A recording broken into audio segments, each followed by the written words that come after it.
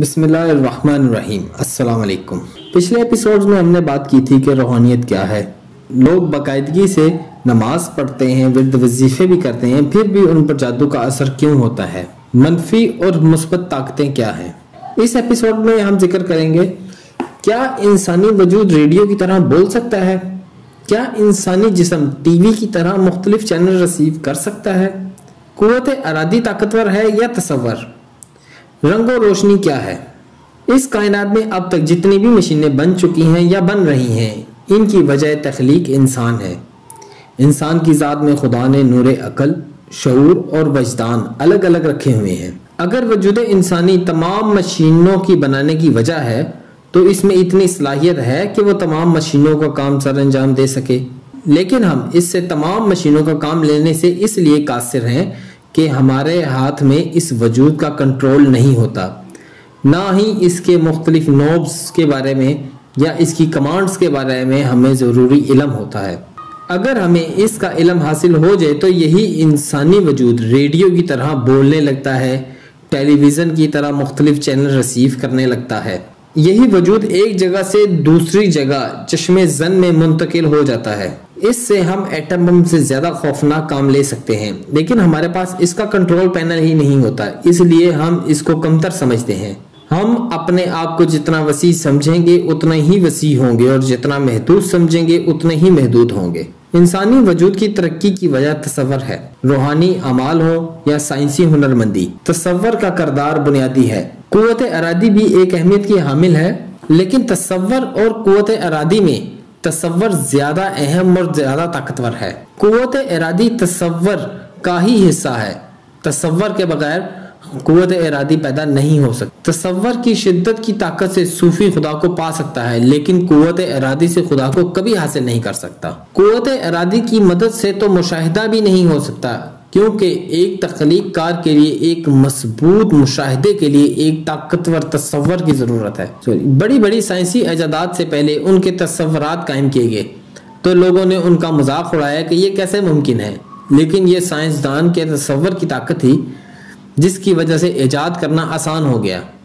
साइंसदान अपनी चश्मे तसव्वुर की मदद से मुस्तकबिल में झांक कर देख सकता है कि इसके सामने क्या चीज़ है, और फिर ये चीज़ जब अपने हकीकी वजूद में सामने आती है तो दुनिया दंग होकर रह जाती है। साइंस फिक्शन भी तो एक ताकतवर तस्वर है जिसके आईने में मुस्तकबिल की तस्वीर झलक उठती है। तस्वर ही वो सवारी है जो इंसान को अनदेखी और अनजानी मंजिलों की तरफ ले जाती है। अगर इंसान अपने तस्वर का कंट्रोल संभाल ले तो करामात ज़हूर में आने लगती हैं। इसी नुक्ते को अगर हम तख्लीक़ कायनात के तनाज़ुर में समझने की कोशिश करें तो बात मजीद वाज़ेह हो जाती है कि जब खालिक़े कायनात ने कुन कहा कि हो जा, तो इसके साथ ही कायनात की हर चीज अपने तकमील के साथ पैदा हो गई। ये एक जारी अमल है, लेकिन हर शय का फयाकून उसके अंदर है। अगर कायनात की तख्लीक में कुन और इसके बाद फयाकून के करिश्मा साजी ना होती तो ये कायनात नामुकम्मल होती। एक छोटे से जर्रे के अंदर भी इसकी तकमील या इसका फयाकून मौजूद होता है। एक एटम का अज्जा देख लें, इसका हर हिस्सा अपनी तकमील के साथ मौजूद है। इस एटम की मदद से हम चाहें तो शहर तामीर कर दें और अगर चाहें तो इससे हस्ती बस्ती बस्तियों को तबाह बर्बाद कर दें। इसी तरह हर इंसान के अंदर फयाकून कार फरमा है और तमाम कुव्वतों की तकमील और तश्कील इंसानी वजूद के अंदर है। इंसान का मसला यह है कि वो अपने वजूद के बंद तालों को खोलने वाली चाबी को इस्तेमाल में नहीं ला सकता। जो लोग अपने वजूद की इस चाबी को इस्तेमाल करने का तरीका जान, वो अपनी मनफी कुव्वतों को इसी कलीदे आजम के जोर पर मुतज़क्किर और मुज्तमा करते हैं और फिर इस मनफी कुव्वतों की कमक के लिए शैतानी मंत्रों का विर्द या जाप करते हैं, जिससे वो जो शैतानी काम चाहे कर सकते हैं। यही काला जादू है। इसी तरह मुस्बत कुव्वतों को इसी कलीदे आजम की मदद से इस्तेमाल किया जा सकता है। दोनों कुव्वतों के इस्तेमाल का नुक्ता एक है, क्योंकि इनका खालिक भी एक है। अब सवाल यह है कि विर्द वजीफे कैसे काम करते हैं और इनके इस्तेमाल में किस किस्म की एहतियाती तदाबीर जरूरी है। फर्ज करें کہ شیطانی عملیات کا عمل کسی کو تباہ و برباد کرنا چاہتا ہے تو وہ شمشان گھاٹ یا مرکٹ پر جاتا ہے اور وہاں سے مردوں کی راکھ لے کر آتا ہے. اس راکھ پر وہ ایسے الفاظ پڑھتا ہے جو صدیوں سے چلے آ رہے ہیں. ان الفاظ کے ورد سے وہ روحیں آ جاتی ہیں جن کا اس راکھ کے ساتھ تعلق ہوتا ہے. یہ راکھ کسی طرح سے اس شخص کو ہلا دی جاتی ہے جس کو برباد کرنا مقصود ہوتا ہے. اس شخص کے وجود کے اندر اس راکھ کے جانے کی دیر ہوتی ہے کہ اس شخص کی نشاندہی ہو جاتی ہے اور بدروہیں اس راکھ کی مدد سے اس شخص کے بارے میں باخبر ہو جاتی ہیں. پھر وہ بدنصیب شخص ان بدروحوں کے حالے میں محصور ہو جاتا ہے جس کے نتیجے میں ان کے حالات اور معمولات میں خرابی پیدا ہونا شروع ہو جاتی ہے. اس کے ذہن میں وسوسے ڈال دیے جاتے ہیں جس کی وجہ سے وہ غلط فیصلے کرتا ہے. یہی وہ عمل ہے جس کا ذکر قرآن کی آخری صورت میں آیا ہے کہ یہ انسان کے دل میں وسوسے ڈالتے ہیں اور ان میں جن بھی ہیں اور انسان بھی. ان میں انسانوں کی بد ارواح وسواس ڈالنے کا کام کرتی ہیں. جنات یہی عمل ابلیسی کوڈ میں کرتے ہیں اور اس کا مقصد ابلیس کی خوشنودی حاصل کرنا ہوتا ہے. یہ نہ سمجھیے یہ ارواح خبیثہ یا جنات انسان کی زندگی پر قدرت رکھتے ہیں. ایسی کوئی بات نہیں کیونکہ زندگی اور موت خدا کے اختیار میں ہے. لیکن یہ انسان کے ذہن کو معاف کر سکتے ہیں جس کو یہ خراب کر سکتے ہیں جس کے نتیجے میں روشنیاں انسان کے وجود کے اندر نہیں اتر سکتی اور اس کا اپنا نظام دھرم بھرم ہو جاتا ہے. ایسے عالم میں انسان غلط فیصلے کرتا ہے اور اسی سے ایسی حرکتیں سرزد ہو جاتی ہیں جو اسے تباہ و برباد کر دیتی ہیں. اس کام کی ایک دوسری صورت بھی ہے. عمل کرنے والا اپنے وجود کی تمام منفی قوتوں کو جمع کر کے کسی پر اثر انداز ہونے کی کوشش کرتا ہے. اس کے جسم سے ریڈیونک ویوز خارج ہوتی ہیں جس کا احسار بہت طاقتور ہوتا ہے اور اسے توڑنا بھی بہت مشکل ہوتا ہے. توڑنے والے کو زیادہ طاقتور ہونا چاہیے اسی لیے وہ اپنی مثبت قوتوں یا ورد وظیفوں سے کام لیتا ہے. آپ نے بعض مجذوب بابے دیکھے ہوں گے جن کی زبان سے نکلا ہوا ہر لفظ پورا ہو جاتا ہے. اس کی وجہ یہ ہے کہ ان کی مثبت قوتیں ارتکاز کی اس انتہا کو پہنچ جاتی ہیں کہ اس مجذوب کی زبان سے نکلا ہوا ہر لفظ وصول کر کے کائنات کی ریڈیونک ویوز اس کے لیے وہی فضا پیدا کرتی ہیں جس کے نتیجے میں کہی ہوئی بات آنے واحد میں پوری ہو جاتی ہے. اب سوال یہ پیدا ہوتا ہے کہ ورد یا وظیفے کس طرح اثر انداز ہوتے ہیں. اس کا جواب یہ ہے آپ جب کچھ آیات بار بار پڑھتے ہیں تو ان کا رد عمل وجود میں آتا ہے اور آپ کی مثبت طاقتیں جمع ہو جاتی ہیں. آیات شفا کی ورد سے آپ کی شفا بخش قوتیں یوں جمع ہوتی ہیں کہ آپ جس طرف بھی توجہ کرتے ہیں وہ شفا حاصل کرتا ہے. ان قوتوں سے کام لینے کے لیے انہیں جمع کرنا اشد ضروری ہے. اس کے بغیر یہ قوتیں اثر انداز نہیں ہو سکتی. اس بات کو سمجھنے کے لیے پریزم کی مثال لے لیں. سورج کی کرنیں اپنی روشنی اور حرارت کے باوجود آگ لگانے کی طاقت نہیں رکھتی لیکن انہی کرنوں کو جب پریزم یا محدب عدسے کی مدد سے متذکر کیا جاتا ہے یا جمع کیا جاتا ہے تو ان جمع کردہ کرنوں کو کسی بھی شے پر ریورس کیا جاتا ہے تو ان کی قوت بڑھ جاتی ہے اور وہ اس شے کو آگ لگا دیتی ہیں. یہی صورت اپنی مثبت قوتوں کو جمع کرنے کی ہے اور جمع شدہ شفا بخش قوتیں موجزانہ طور پر مریض کو شفا یاب کر دیتی ہیں. ان قوتوں کو جمع کرنے کے لیے انسانی شخصیت میں استقامت کا عنصر ہونا بہت ضروری ہے اور استقامت چلہ کشی سے ہی حاصل ہو سکتی ہے. یوں سمجھ لیجئے کہ چلہ استقامت کا ہی دوسرا نام ہے اور اس کا لازمی عنصر یقین ہے. ایک آدمی بے یقینی کے ساتھ جو مرضی پڑے اس کا کچھ اثر نہیں ہوگا. ورد یا وظیفے انسان کے اندر سے لہریں نشر کرتے ہیں. یہ لہریں اپنے مطلوبہ ہدف کو پہنچ کر اپنے اثرات دکھاتی ہیں. ریڈیائی مواصلات کا بنیادی اصول بلکہ شرط اولین ہی یہی ہے کہ نشر کرنے والی مشین یعنی ٹرانسمیٹر طاقتور ہو اور وصول کرنے والی مشین یعنی ریسیور بھی طاقتور ہو اور دونوں ایک ہی فریکوینسی پر کام کر رہی ہوں تو نشر کرنے والی لہریں پوری قوت سے نشر ہوتی ہیں اور خاطر خواہ اثر دکھاتی ہیں. اس سارے عمل میں یقین کی حیثیت بنیادی ہے. اگر یقین نہ ہو تو ٹرانسمیٹر میں قوت پیدا نہیں ہو سکتی. ایسے عالم میں انسانی جسم ورد وظیفے یا مواصلاتی لہریں نشر تو کرتا ہے لیکن ٹرانسمیٹر کی کمزوری کی وجہ سے وہ لہریں ہوا کے دوش پر سفر نہیں کر سکتی. لیکن اگر ٹرانسمیٹر طاقتور ہو تو اس سے نشر ہونے والی لہریں بھی طاقتور ہوں گی. یہ لہریں اتنی طاقتور رکھتی ہیں کہ 10,000 میل دور بیٹھے ہوئے شخص کو بھی شفا یاب کر سکتی ہیں. یوں سمجھ لیجئے جتنا یقین پختہ ہوگا اور وہ غیر متزلزل ہوگا ورد وظیفے یا ان کی لہروں کا دائرہ بھی اتنا وسیع ہوگا. یقین کے ساتھ ساتھ ان الفاظ کی قوت بھی ان مواصلاتی عمل میں شامل ہو جاتی ہے جو ورد وظیفے میں بار بار پڑھے جاتے ہیں. ایک بات ذہن میں رکھنی چاہیے کہ لفظ بے جان نہیں ہوتے، بلکہ اگر ان کو یقین کے ساتھ دہرایا جائے تو اس کا ایک اثر ہوتا ہے، اور خاص طور پر جب لفظ قرآن پاک کی آیت کا ہو تو اس کا اثر معجزاتی ہوتا ہے۔ لیکن پھر میں کہوں گا کہ اس سارے نسخے کا جزو اعظم یقین ہے۔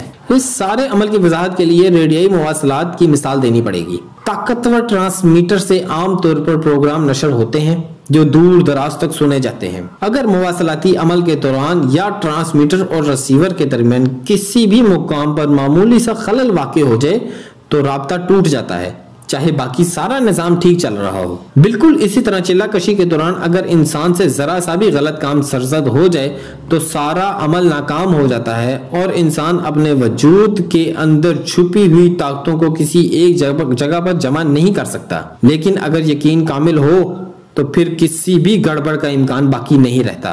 یقین کے بارے میں حدیث نبوی صلی اللہ علیہ وآلہ وسلم ہے، ایمان یقین کا ہی دوسرا نام ہے۔ یقین کی بھی 3 کیفیتیں ہیں، علم الیقین، عین الیقین اور حق الیقین۔ علم الیقین سے مراد محض جان کر ایمان لانا، جبکہ دیکھ کر یقین کرنے والوں کو عین الیقین کہتے ہیں۔ یقین کا آخری درجہ یعنی حق الیقین ان دونوں سے آگے ہے۔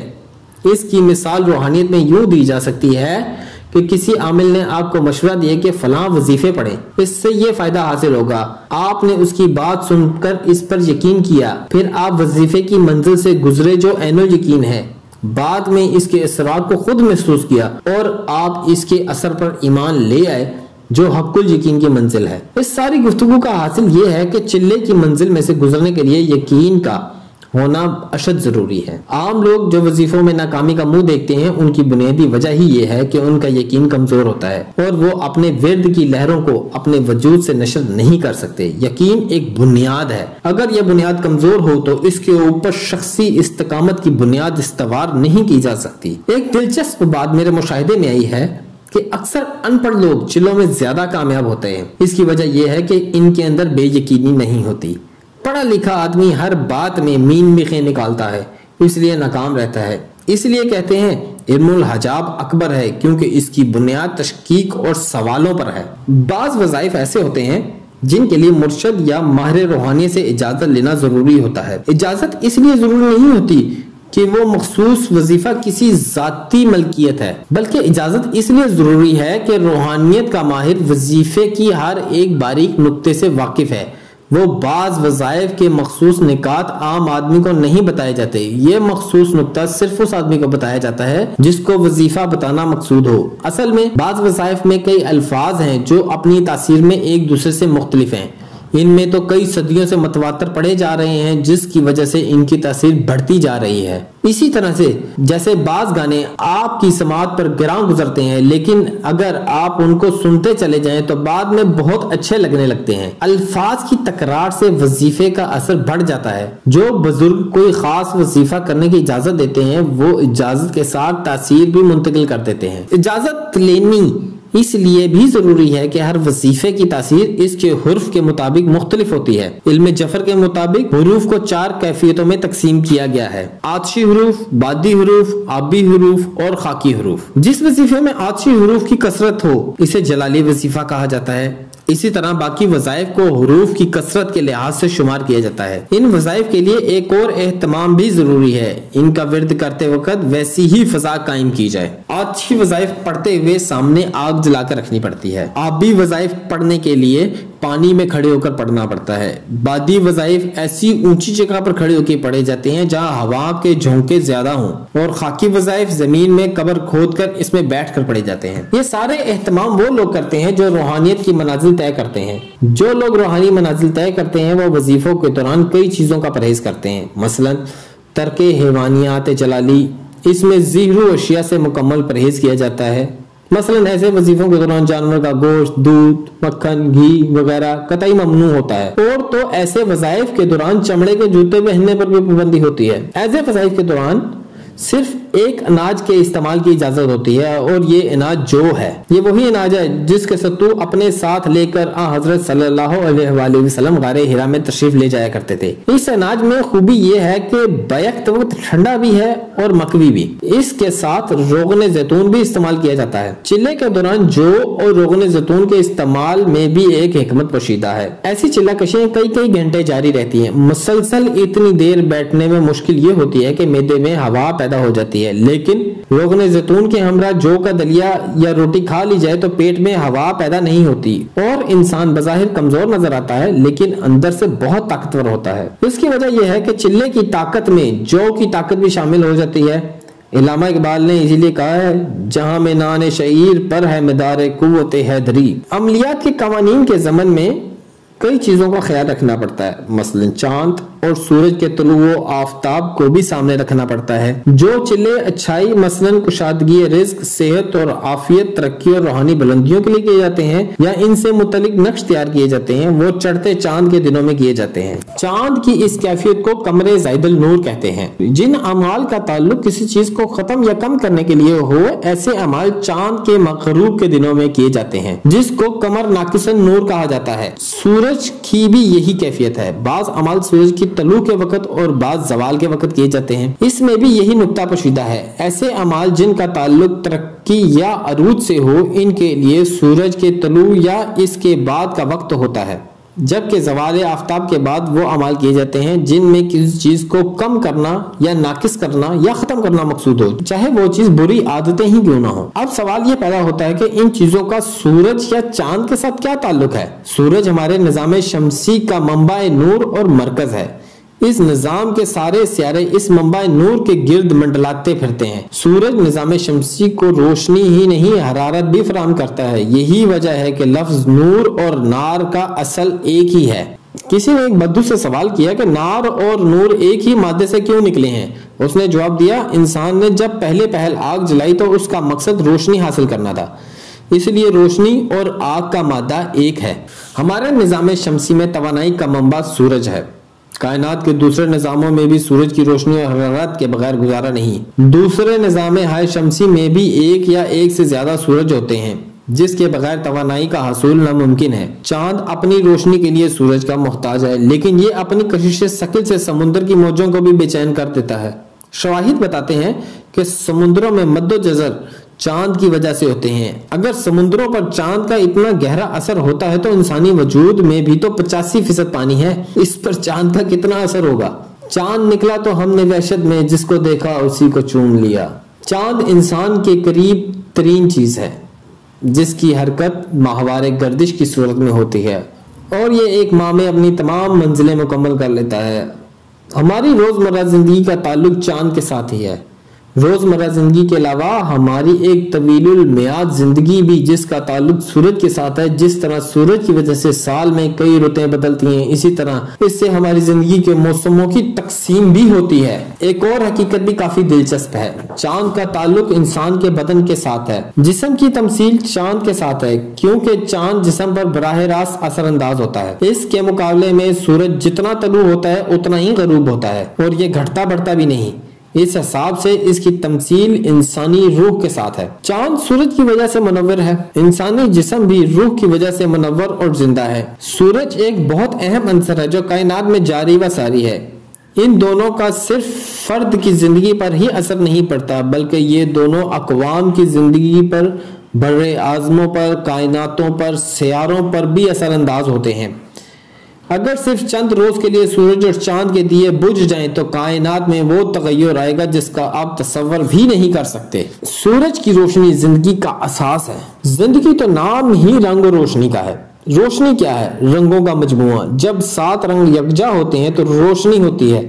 دوسرے لفظوں میں یوں کہہ لیجئے کہ سورج سے روشنی نہیں بلکہ مختلف رنگ پھوٹ رہے ہیں، اور رنگ عرض ہے، وجود نہیں، یعنی رنگ کسی وجود کا اظہار ہے، کیونکہ کسی نے بھی آج تک رنگوں کو مادی چیزوں سے علیحدہ کر کے نہیں دیکھا، اور مادی شے کا اظہار اس شے کی مخصوص رنگ ہے جن کو وہ شے جذب کر کے باقی رنگوں کو منعکس کرتی ہے۔ کاغذ یا کپڑے کا اظہار اس کا رنگ ہے، اس کے علاوہ اس کا اظہار کسی اور طریق سے نہیں ہو سکتا۔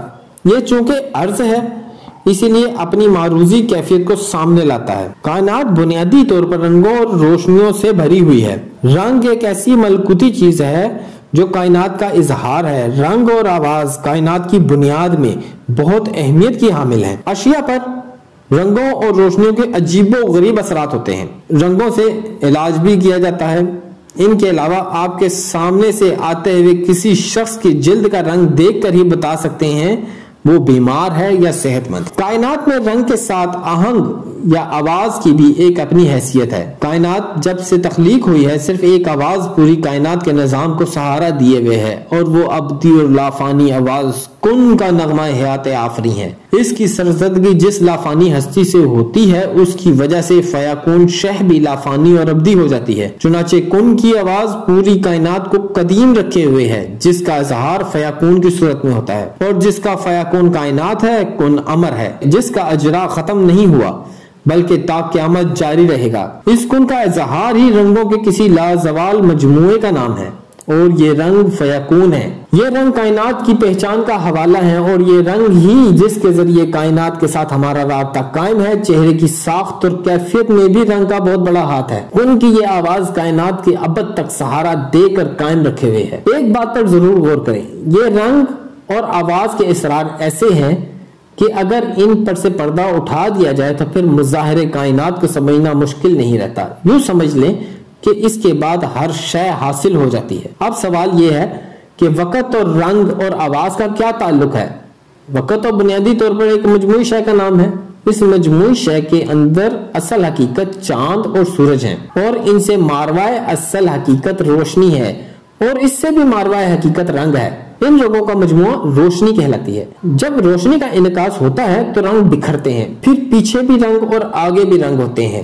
جیسے پچھلے رنگوں میں اور اگلے رنگوں میں زمین آسمان کا فرق ہے، اسی بات کا احساس انسان کو اس وقت ہوتا ہے جب وہ روحانی طور پر ان رنگوں کی حدوں کو عبور کرتا ہے۔ حدیث قدسی ہے، وقت کو برا مت کہو، وقت تو میں خود ہوں۔ اس کا مطلب یہ ہے کہ وقت اللہ تعالیٰ کی جملہ صفات میں سے ایک ہے۔ بات پھر اس امر کی ہوتی ہے جو ذات باری تعالیٰ نے جاری فرمایا، کن یعنی ہو جا، یعنی امر پوری کائنات کو سہارا دیے ہوئے ہے۔ اس امر کے تسلسل یا اس کے اجرا کا یا اس کے قائم و دائم رہنے کا نام کیا ہے، حی و قیوم کیا ہے، یہ تو سب سمجھنے کی باتیں ہیں۔ ان کی سمجھ میں اس وقت آتی ہے جب رنگ اور آواز اور امر کن عمل فیکون کے اسرار پر سے پردے ہٹ جائیں۔ اب بات پھر وہیں آ جاتی ہے، سورج روح ہے، چاند بدن ہے، روح کیا ہے، کہہ دو روح میرے رب کا حکم ہے، پھر یہ کن کیا ہے، یہی میرے رب کا حکم ہے۔ یہی وہ حکم ہے جس کا اجرا ہوتا ہے اور جس کا اظہار ہے، فیکون بس ہو گیا۔ امر ربی کے اجرا کو اظہار کی صورت بھی ہونی چاہیے، اس کا اپنا کوئی وجود نہیں ہوتا، اس کو اظہار کے لیے مادی اشیاء کی ضرورت ہوتی ہے۔ رنگ ہی تو اللہ کے حکم کا عکس ہوتے ہیں۔ اللہ تعالیٰ کی ذات جلال اور جمال کا مجموعہ ہے۔ خالق نے جب تخلیق کا عمل کیا تو اپنی ذات سے جلال اور جمال کی تخلیق کی، پھر اس کے بعد کائنات کی تخلیق ہوئی۔ ابلیس، شر، شرارت، برائی، شیر، سانپ ان عکاس جلالی ہیں اور جمال ہی کی طرح خالق کائنات کی تخلیق ہیں۔ ایک اور دلچسپ چیز پر غور کریں، اس کائنات میں جو بھی جمال ہے اس میں جلال ہوتا ہے، اور جو بھی جلال ہے اس کے اندر جمال ہوتا ہے۔ آگ جلال ہے، اس کا شعلہ بھڑکتا ہے تو ہر شے کو آنے واحد میں خاکستر بنا دیتا ہے، لیکن سردیوں میں برفانی راتوں میں اسی آگ کی حرارت ہمارے وجود میں جمالی بن کر اترتی ہے اور ہمیں سردی سے محفوظ رکھتی ہے۔ پانی تو ہے ہی جمال، دریا کی روانی، موجوں کا ترنم، پھر جل ترنگ روح میں ایک عجیب قسم کی کیفیت پیدا کرتے ہیں، لیکن یہی پانی جب سیلاب بنتا ہے تو اس کا قہر و غضب، اس کا جلال دیکھنے سے تعلق رکھتا ہے۔ یہ سب اس لیے ہوتا ہے کہ جلال اور جمال کی اصل ایک ہے، اور ان دونوں کے باہمی توازن سے کائنات کا وجود قائم ہے۔ جلال اور جمال سے آگے تخلیق کے کائنات ہے، کن ہے، رنگ ہے، روشنی ہے، اور پھر اس کا عکس کائنات ہے۔